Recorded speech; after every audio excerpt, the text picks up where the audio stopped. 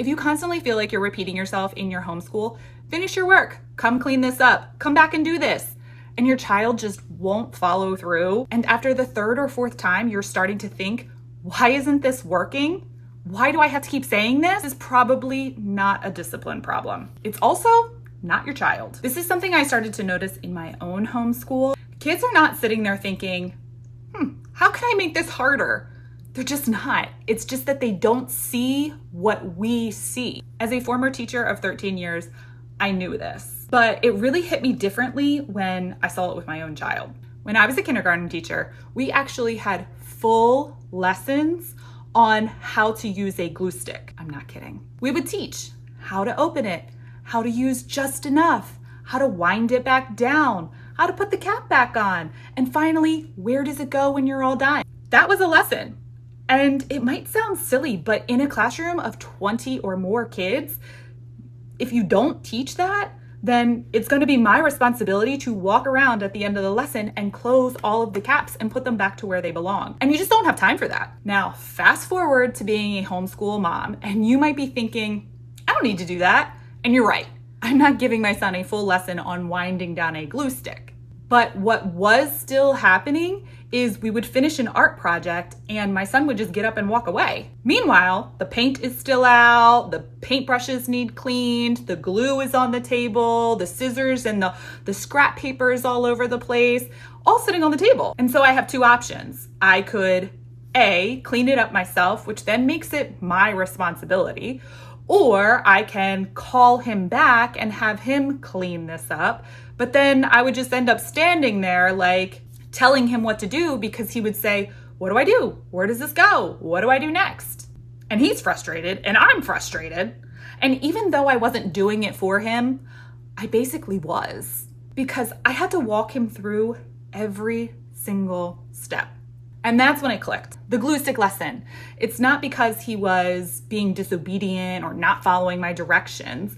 He wasn't avoiding it either. He just didn't have the awareness or the language or even the habit to follow through on his own. Because what feels simple to us doesn't feel simple to them. They don't see that this will only take 1 minute. They see a mess, too many things, no real starting place, no understanding of where they go or how to do it. And so, myself included, I think this is where a lot of people get stuck. We treat this like a behavior issue. So we start to remind, repeat, correct, and we're still assuming that they know how to follow through with everything because we think that they should.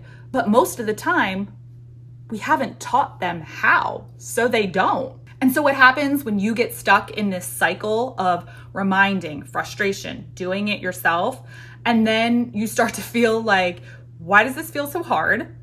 Why isn't this clicking and what am I doing wrong? And honestly, it's just exhausting. If you want your child to follow through, then you actually have to teach it like you do reading and math and every other subject. You have to model it, give them language, break it down, and give them repeated practice. Because follow through just really means I do what I say I will do. I finish what I start. I keep going even when it's hard. And that all boils down to character. And character isn't built in one moment. It's built in small, repeated moments over time. And so the piece that was missing for me was no more reminders, no more discipline, but actually teaching my child how to follow through, helping him see it, become aware that this is his responsibility, understand it, and then practice it. That's exactly why I created my Character Compass curriculum. This is a homeschool character curriculum that is designed for ages 4 to 8. It helps you intentionally teach responsibility by breaking it down into caring for your things and your space, taking care of your body, doing the right thing even when nobody's looking, doing something because you said you would actually do it. So instead of saying things like, come clean this up or be responsible just because you expect them to know, this is going to help you walk your child through what being responsible means step by step.